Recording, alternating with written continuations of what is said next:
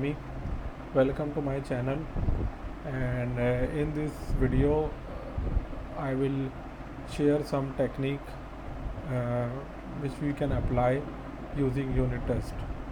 And believe me, you will find this technique very useful whenever you need to determine the memory leaks. Okay, so for demonstrating memory issues, I have created a sample project, and this project has two view controllers. The first one is view controller, which is initial, and the second is second view controller. So in first view controller, we have a button open book. When user tab when we tap this open book button, we navigate to the second view controller. And in this controller, we have two properties. The first one is content, and the second one is closure. And inside view did load method, we call the closure, which takes input as a parameter and assign the value to the content property. And we have function called cancel action button. Cancel action, when user tap this button, second view controller is dismissed. So we have to identify whether this second view controller is dismissed properly, whether when we dismiss this second view controller, we have to make sure this controller is deallocated properly. So let's run the app.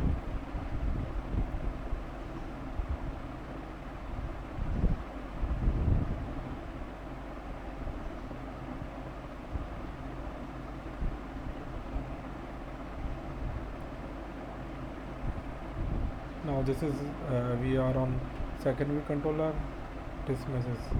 Now check.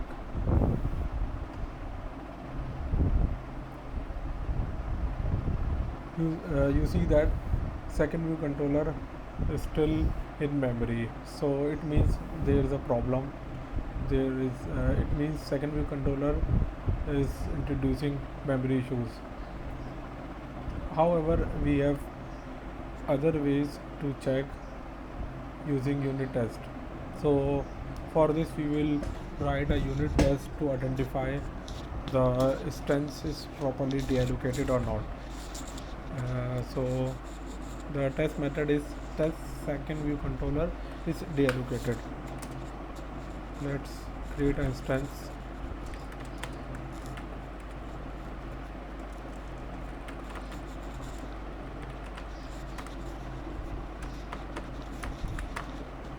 This is the basic thing we do to initialize a story instance of storyboard.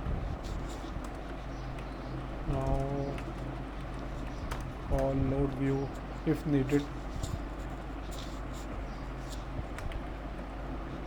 Add teardown block. This is the block which I am talking about. Through this block, we can diagnose memory leaks. We will pass the weak instance of second view controller inside this block.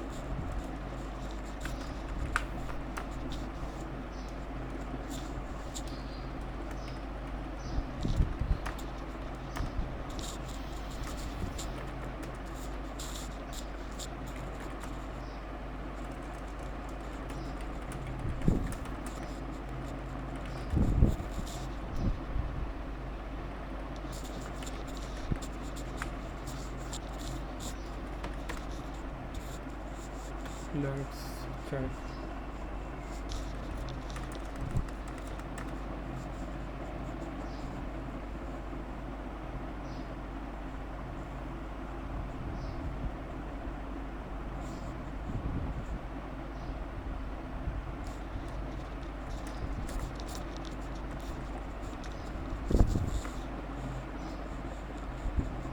Now check.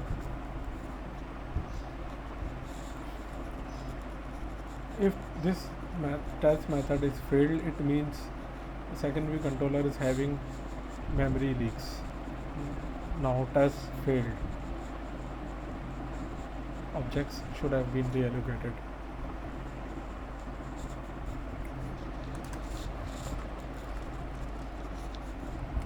So if there is a problem inside this closure,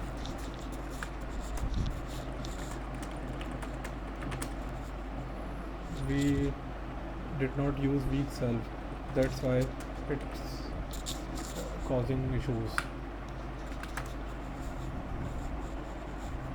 Now if we run the test, it should be passed.